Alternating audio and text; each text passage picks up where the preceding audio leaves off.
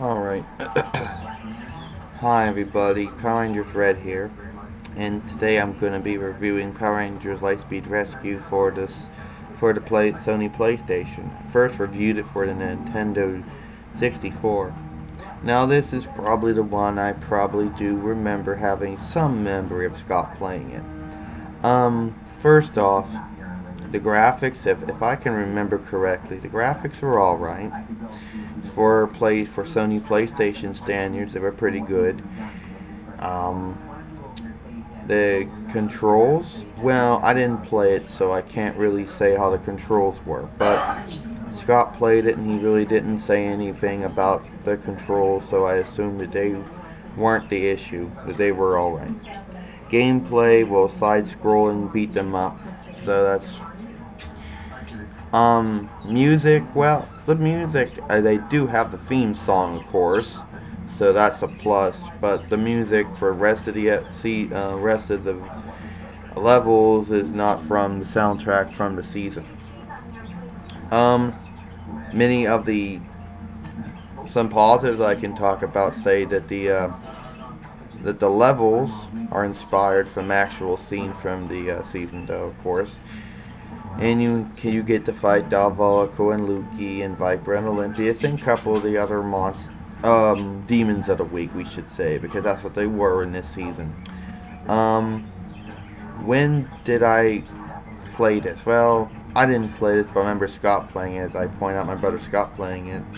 Probably somewhere around 2002, 2020. I'm not sure exactly around that time. Don't hold it to me, but I think it was.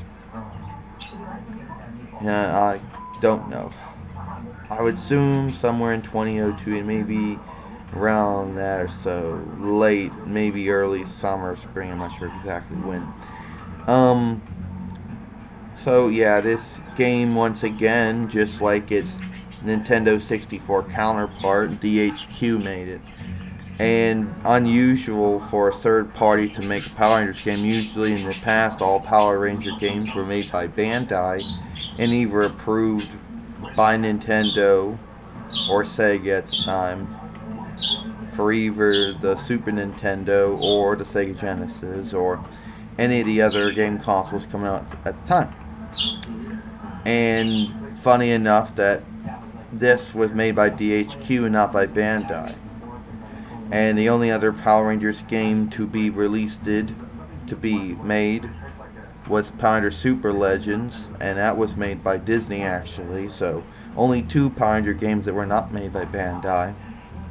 And at the time when this game came out, the game was only approved for about two consoles: the Nintendo 64 by Nintendo and the PlayStation by Sony at the time. So yeah, I can't really say. I could say that it's a really cool game. I might actually have to look at someone playing it on YouTube and reviewing it to say if I can do it. But let's say, from what I saw from the graphics, they're good. Everybody's pretty much who they're supposed to be. You can tell them apart. The controls, I assume they're alright. I don't remember Scott ever mentioning about the controls being unresponsive or being slow or whatever the case might be. So yeah, and the music's pretty good. So that's it. Power Rangers Red doing a review on Power Rangers Lightspeed Rescue on Sony PlayStation.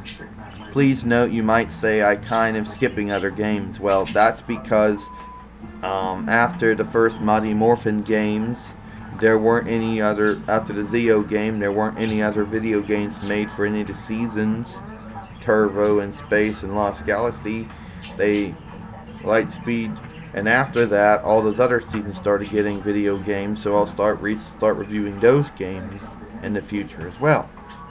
That's it. See you later.